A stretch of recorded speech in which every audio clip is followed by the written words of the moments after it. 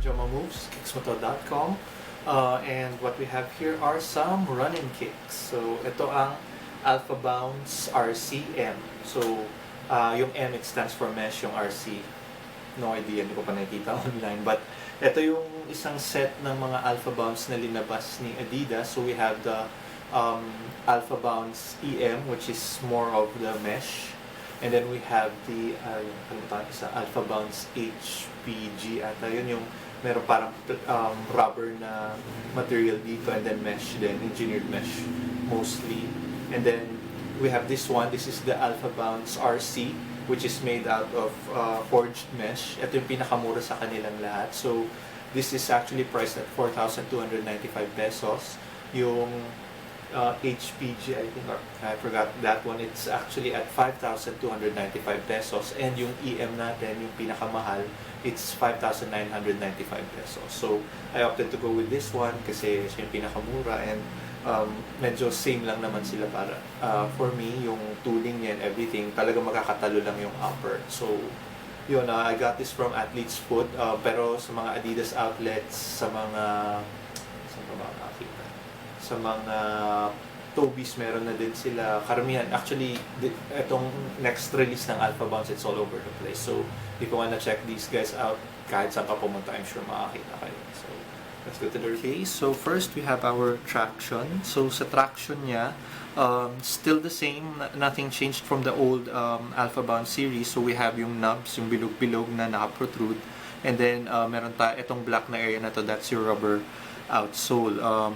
From what I know, this is made from Adiwear Plus or Adiwear.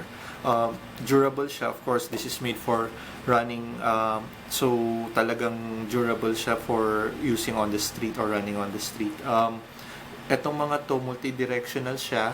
Masasabi ko lang, even if you use these for training, kahit may mga pakat-kat ka, mabibigyan ka niya ng traction that, on a level na parang wala sa ibang running shoes. Kasi karamihan ng running shoes, it's actually made na tumatakbo ka lang forward. But this one, na-feel ko nung ginamit ko siya sa gym, na nagpro-provide siya ng ng traction in every direction, or multi-directional yung traction niya. So yun, I would recommend this not only for running but also for training or using it. Okay, next we have our cushion. So sa cushion naman natin, it's as it says, it's a bounce cushion. Still very similar to yung Alpha Bounce na nauna. Yun nga lang, medyo feeling ko lang medyo mas malambot siya compared dun sa una. And then it does provide good impact protection, although medyo stiff siya sa unang wear mo. Actually, medyo flat nga yung pakiramdam niya dahil sa stiffness niya, but it does get better over time the more you use it. Ako, I've only used it mostly for walking and sa gym and running short distances. So if you're not a big fan of yung stiff na cushion for long distance runs like 21k and above, I wouldn't recommend this yet until ma-break in mo siya at mag-form siya sa paa mo. But if you're gonna do 5 to 10 kilometers, I think this would actually be good for you for training. And then of course, as I mentioned, maganda rin siya sa gym.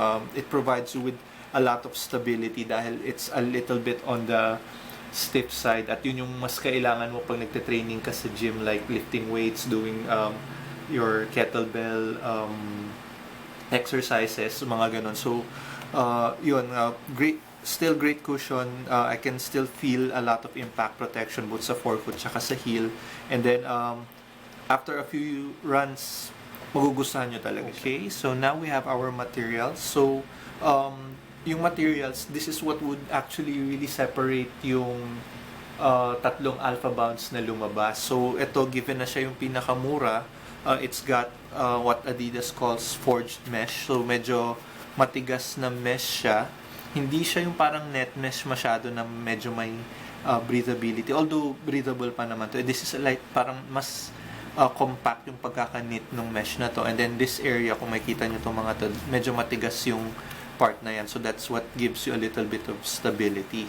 So medyo, hindi ko lang yan pag kung naririnig nyo. Pero pag yung minsan trinay ko siyang isuot, parang medyo plasticky yung pakiramdam niya. But overall, maganda pa rin naman siya. It's a little bit on the narrow side and hindi siya masyado nag-stretch. So, you might have to take a look at that pag finifit nyo rin siya. But overall, I still enjoy yung materials nito. It's still breathable and it's something that I can use, that I've used regularly and can definitely use every day. Comfortable pa rin naman siya kahit papaano. And for the price point, siya rin kasi yung binili ko dahil siya lang yung may black, aside from yung isa na merong parang rubber overlay dito. So, ako mas gusto ko yung wala and gusto ko rin tong colorway na to, kaya ito rin yung binili ko. Last, we have fit and support. So, the usual with Adidas, I went half a size down. So, aside from my usual 11, this is actually a 10 and a half. I would have to say na narrow yung fit niya. Although, tama-tama lang yung length niya for me. Medyo narrow siya dito sa may forefoot. Mostly because sa materials na to, medyo stiff siya. Tsaka dito sa kabilang side. So, mga unang suot ko, medyo nagkaroon ng konting pinching dun sa pinky toes ko parehas. Pero, after a while, nung na-break in ko na siya, umokay naman na yung pakiramdam niya. So, definitely, both on the cushion and sa fit natin, it does require some break-in time para mas maging komportable kayo sa kanya. Yun, so, support features, meron siyang heel cup dito, which is hindi usually may heel cup ang mga running shoes, pero meron siya. And then if you can see na medyo pronounced yung forefoot natin. I would say na for a quote-unquote running shoe, this specific line has actually a lot of stability or parang ano ba tamang term doon? Parang stability or ways to protect yung paa mo, which is why I would also recommend it for training, not just running, kasi 'di ba, as I mentioned, yung running usually straightforward yung ginagawa mo pag nagra-run ka, but this, I definitely tried it out at the gym. Even if you're going side to side, meron kang protection both dito sa lateral at sa medial side. So it's mostly based of these materials, and yung naka-pronounce yung midsole mo. So yun, I would definitely recommend this for doing your training as well.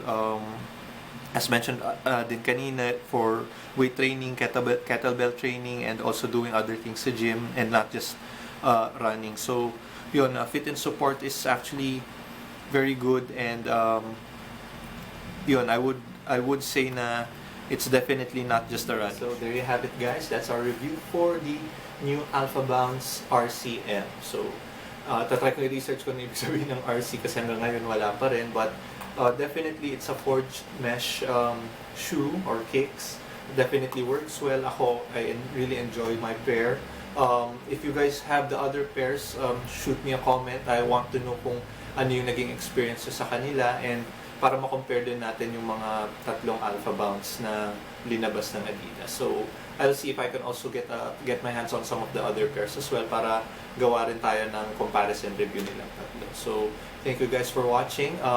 Of course, don't forget to follow us on Facebook, Twitter, Instagram, and always take a look at kicksmoto.com. And as usual, thank you guys. Peace out.